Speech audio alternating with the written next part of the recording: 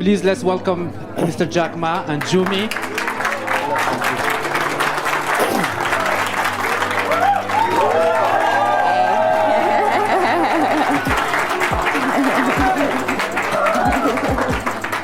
Hello everyone. Are you excited? Yes. You can feel it. Yeah. That's right. Excellent. Jack, thanks again for taking the time to be with the global shapers, young global leaders, and the technology pioneers in this session. Welcome to our friends who are watching us online, as this session is live streamed. Jumi, you have a tough job, but I'm sure as a shaper in a fashion way, you will be excellent in moderating this session. So I'll leave you to Jack. Thank you. Thank you. Thank you. All right. Hello and welcome, everyone. Ladies and gentlemen, I have the pleasure of introducing our distinguished guest for our Meet the Leader session today. Jack Ma started his professional life as a teacher and has said that he's the unlikeliest of technology entrepreneurs. He's the executive chairman of the Alibaba Group, the leading e-commerce and technology conglomerate with headquarters in the People's Republic of China. This year, on April 4th, the Alibaba Group will celebrate its 20th birthday, having been founded in 1999 by Jack and 17 of his former students in his living room in China. Jack believed in the power of technology to level the playing field for businesses around the world, and Alibaba is a testament to that. Alibaba has transformed the lives of scores of millions of people in China, created more than 30 million jobs, recorded 1.4 billion transactions, and 90% of them through mobile on Singles Day in November. And really the dream doesn't end there. Jack's aspiration for Alibaba is to create 100 million jobs and reach 2 billion consumers globally. Jack also has a long history with the World Economic Forum. He first came to Davos as a young global leader in 2001 and now serves on the boards of the World Economic Forum and the Global Shapers community. We are indeed extremely lucky to have Jack with us today. So Jack, thank you so much for insisting on creating time out of your very busy schedule to meet with the young communities at the forum today. Ladies and gentlemen, please join me in giving a warm welcome to Jack Ma. Thank you.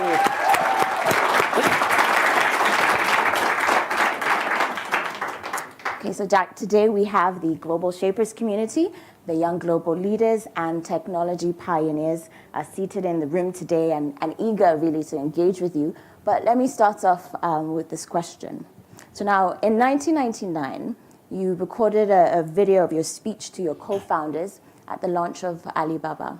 And in that video, you were very resolute and confident. I mean, you seemed so confident that your company was going to succeed. Yet, we know that there is no such thing as a risk-free business. So did you have any moments of doubt or fear on launching Alibaba or what you, and really, did you have any concerns that maybe you wouldn't make it? And if you did, how did you manage those fears and doubts, and what was your support system like? Thank you so much. Thank you. It's my great honor to be with you, and thank you for asking the question. I was scared. There are technical guys here. Don't ask me technical questions. But of course, I was scared.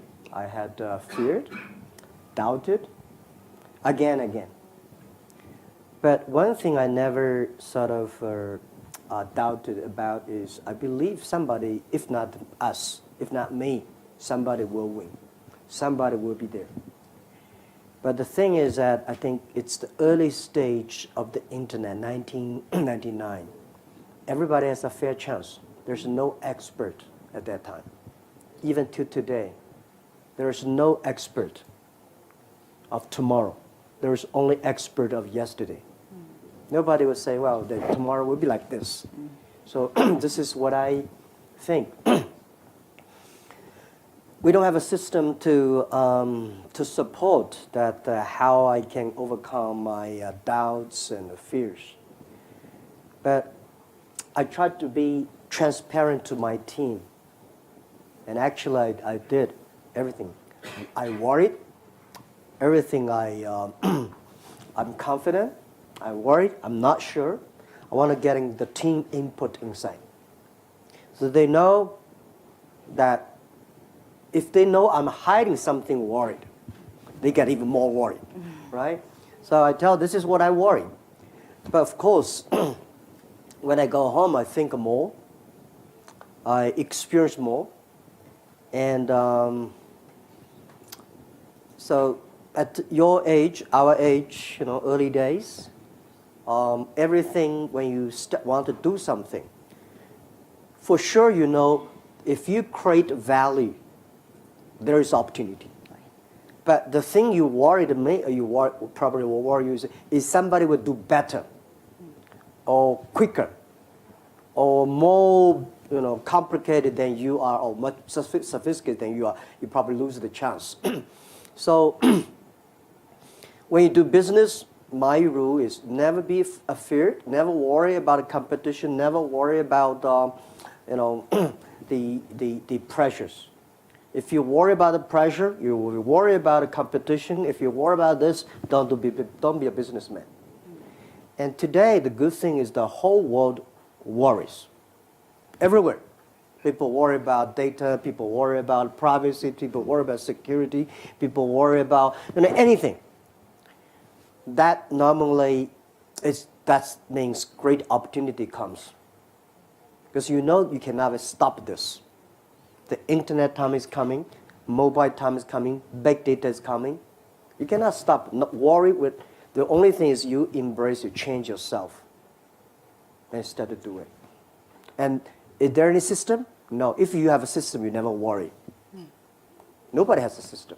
Yeah. Ask your president, he doesn't have a system. He worries, right? If you're a human being, you worries, you doubts. But the only difference when you doubt, you win, you fix the problem, you change yourself, you fight again tomorrow. Great, thank you. Let me follow on with that, on asking about your team. Mm-hmm. So you talked about just now how transparent you were with your team. How did you build your team? A lot of us here are building businesses and organizations where we want to have similar impact or even greater than what you've been able to achieve. So how did you build your team? How did you know when you had the right team? Well, today, the 18 founders of Alibaba, a lot of people think they are legendary. So I'm like, wow, you're Alibaba founders. You must be super good at it. Honestly, most of us cannot find the jobs early days. We're not that smart. None of us graduate from a great university. But the thing is that we are ready to learn. We believe in the future. If we work together, if we will learn, if we improve, we'll be there. I told them for the first year, everybody forget about that you will be VP, vice president, right? You will always be a tiny manager in your life. Because if we're successful, people we hire, they will be smart than us. If we only hire people who are stupid than us, then we'll be in trouble. Right? So when we hire people who are smarter than us, the company will grow, and you will be happy because this is the mission that we have. So I would say there's no best people in the world that is ready for you. The best people is always you find the right people, working together, training him, developing him, and he training you. Then you have a chance to build a team. Right. There's never ever think about it. Wow, that guy used to work in Google or Alibaba or Facebook. He must be good. No, not necessary. So what qualities then do you look for at the bare minimum to bring someone onto your team? Quality number one, he should be smart. Right? Smart is, if he's stupid, that's even worse than cancer. Cancer be cured. Smart, when you're stupid, you cannot be cured. It's you know what I'm saying, right? So he'll be smart. He should be smarter than I am. When I hire people, I hire the people who's smarter than I am, and I think people like him. 4 or 5 years later, he can be my boss. I love to work for him. That's the best. And second, I like his personality. Always, positive, right? And don't easily give up talking about. So very simple. I never say, well, I will hire you and let me see your diploma, which university you graduate. That does not that important.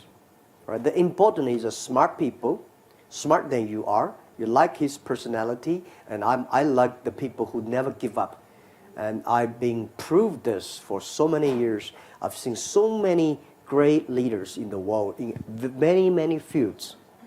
Those people are always optimistic. They don't complain.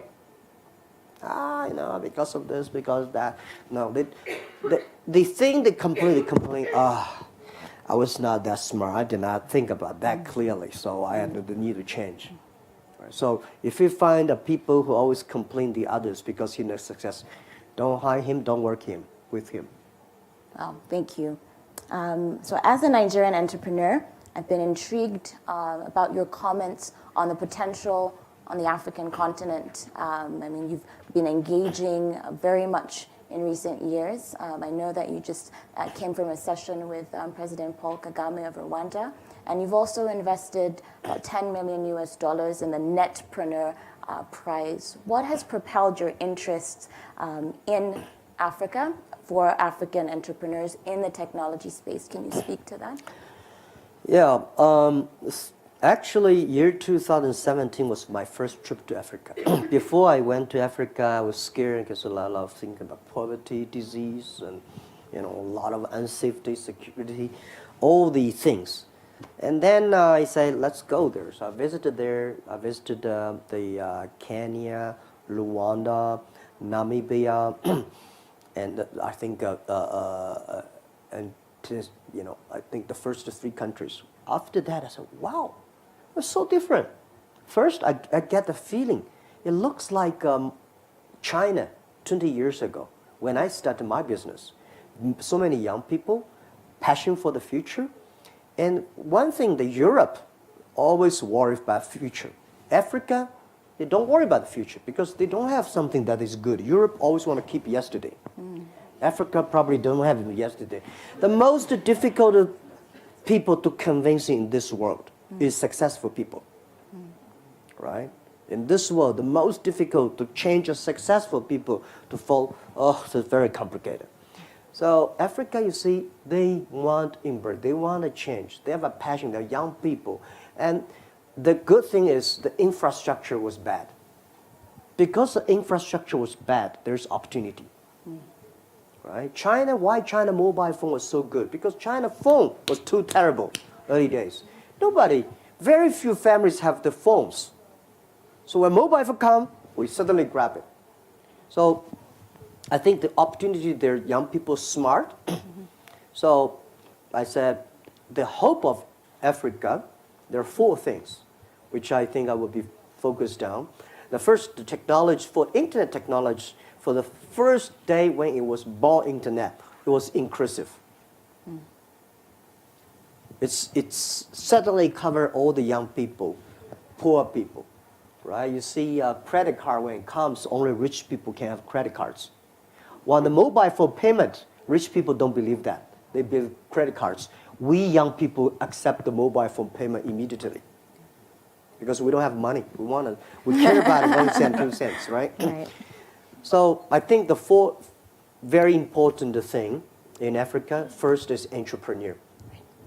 It's the entrepreneur that's going to change Africa. Because they have brave, they have the courage, they never worry about the future. No, as an entrepreneur, if you worry about the future, you will never be an entrepreneur, right? You always believe these things are going to happen. Then you start to prepare. So Africa needs entrepreneurs. Africa needs education. Right. Education, if you don't have the education, the good thing is today's the USA and Western education, European education system is good. But it's going to face the challenges because the new technology coming.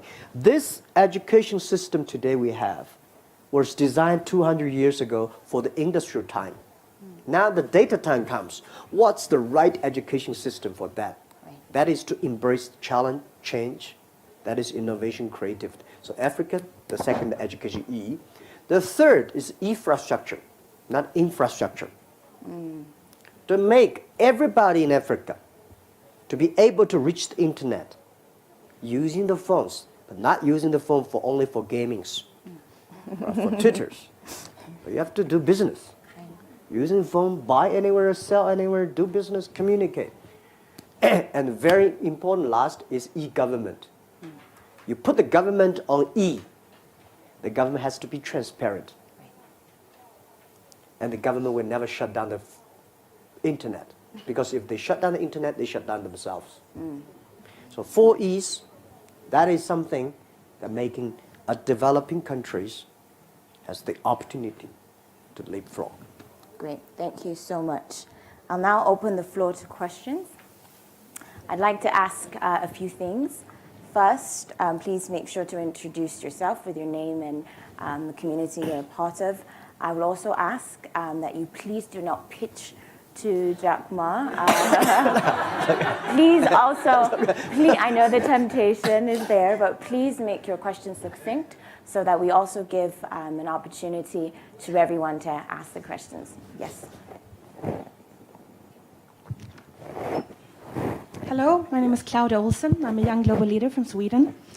I'm also the founder of Stellar Capacity, which is an education company.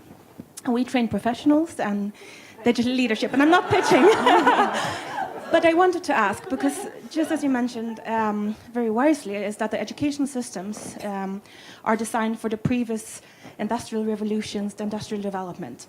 Now when we are designing new organizations and the education system, how do we also change our leadership? What kind of leadership is needed for the new economy? Thank you. So, as I said, the education area has huge potential. And also, most of the universities will face challenges. Most of the business schools will face challenges.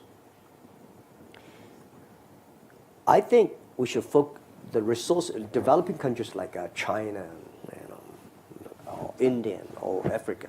We put more resources on the back end, on the PhD or master degree research institute, which I think we should put more resources on the early stage, kindergarten, primary school, middle school, because you create. And the second thing is education. The past education system was trying to make, for China, we teach kids to be like a learning machine. They remember everything. They calculate it faster. If you remember everything, compete with computer never forgets, right? If you want to be calculate faster, you don't have any chance, right? So if you want to teach people harder working, computer, when electricity is on, they never stop work. So what's the things that we have to teach that the kids, that to be more creative, innovative, that do the things the machine cannot do? But when you have a lot of smart people, leadership is the key. To manage smart people, you have to use in culture, the value system. They believe what they do. But if you want using just the principle, rules, or laws, and documents to control, that's control. Normally, you control stupid people. Stupid people, they say, wait online, go to toilet, they go together, go to around. But that work. The next century, most people should be educated, smart, they're wiser than machines. Then to manage a wise, like Alibaba, we're like a zoo, all kinds of animals. Right? So to manage them, the best thing is self-management. How can they self-manage themselves? It's the value they believe in, the mission. The machine in the future, they have chips, but the human beings have the heart. The heart is where the value, the mission. So this is what I think the education system, we need to move to that direction. I hope I answered your question. Great. All right. Hi, this is Nishad from Global Shapers Doha in Qatar. My question would be on environment perspective, how Alibaba Group is working on supply chains to be more sustainable and working on impacts of climate change. So how you think business leaders can work on that? Climate change, the weather, the environment. Yeah. First, as a technology company, we believe in technology is great for human beings. We believe technology can create a lot of jobs because human beings, every technology revolution create more jobs. But when the early stage, every technology create worries. Worry, if you do not manage them well, it's going to be a big problem. As I said, the First World War because of the first technology revolution. Second technology revolution caused the Second World War. And this is the third technology revolution we're coming. Then, as at Alibaba, we believe in the future. We believe technology will be inclusive, sustainable. And the people worry about environment. Using technology to solve the environment problems. We only have one Earth. This is we only have one.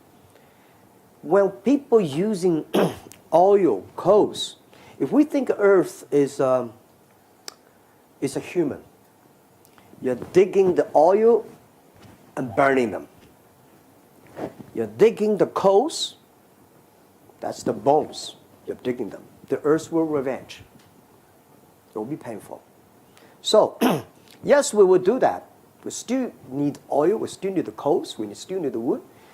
But if the data can tell us how to use it efficiently, smartly, and that is what we think we can do. And the other thing is when you're giving everybody, every country opportunities.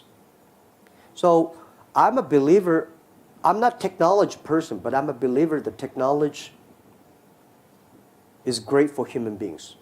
And as a technical company, don't be evil, it's not enough. You should do good things for the world, do good things for the future, and believe in young people. And environment is a big issue, it's a big problem. The Earth probably can handle 3 billion people, will be probably the best. Now we got like 7 or 8 billion. You can have a stop, but probably we're going to have 10 billion or 12 billion. More problem comes. But using technology to foresee the problem comes, solve it. This is why I think Alibaba has a lot of things to do, not only for making money. Making money is something, early days is important for us. Now making money is not that important. How we can use technology to change, to improve, to be inclusive, sustainable, and green. That is why we're still at our age, at our sort of hard working for 20 years, time to rest, we're still fighting. That's the meaning of the technology. Yeah.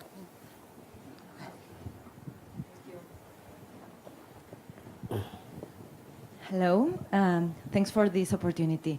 I am Leticia Gasca, I'm a global shaper from the Buenos Aires hub. The World Economic Forum, we talk a lot about the skills for the future of work, but I was wondering about your thoughts on the skills for the future of humanity. Future of humanity. Yeah.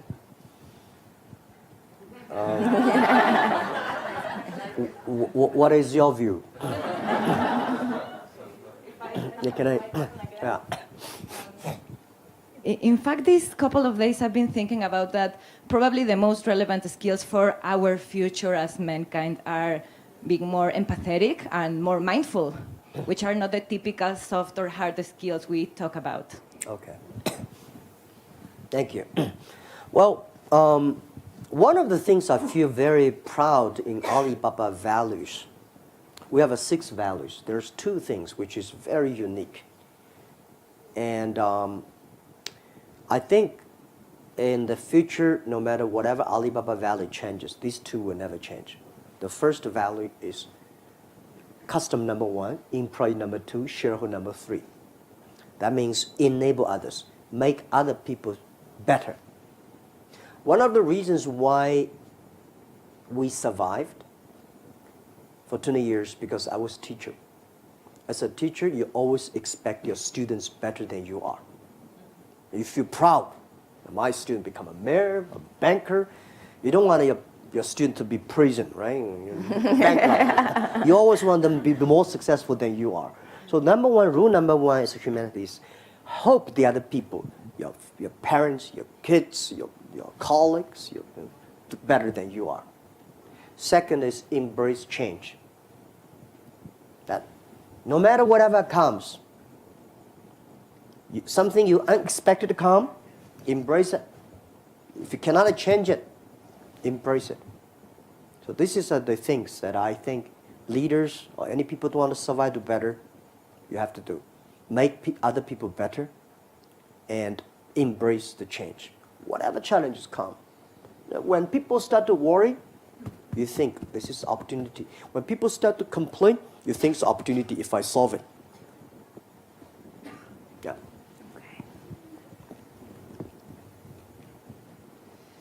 Hi, I'm Diana Paredes. I'm the CEO of Suede. We do regulatory software. I won't start pitching. I'll do that another time.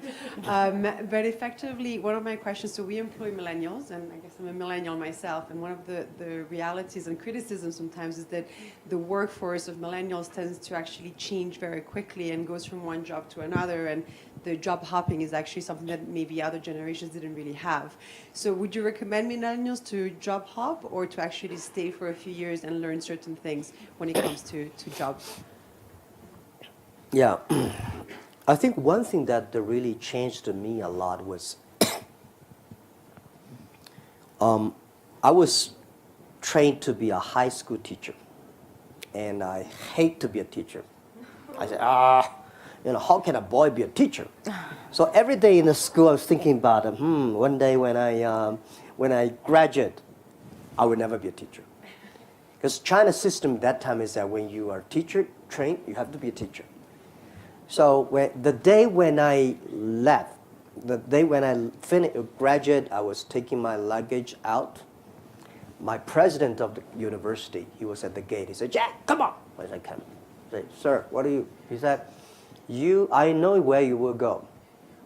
Because he assigned me to a school to teach. He said, "Promise me, 6 years, don't leave." I said, "No."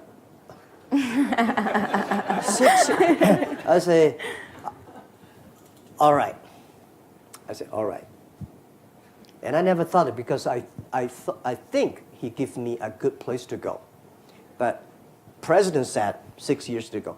That promise I kept. I become a teacher in the university for 6 years. I calmed down. I learned how to be a teacher. I started to communicate with my young people, students. Changed my mind. And I learned all the good things of being a teacher. And then I started to move 6 years later. There are a lot of great opportunities come to me in the 6 years. I said, "No, I promised." And after 6 years, I started to leave and build up my internet career. So if I were giving advice to young people, when you graduate from something, when you're looking for a job, the first job is the most important. Not necessarily a company that has a great name. You should find a good boss that can teach you how to be a human being, how to do things right, how to do things properly, and stay there. Give yourself a promise. I will stay there for at least 3 years. Then you start to move. A lot of people, that's no good. I've seen a lot of disasters, a lot of problems. So stick to one. So normally I say when you're 20, 30 years old, you don't know what do you do. You have a lot of ideas. You think you can do anything, but you actually can't do nothing. So you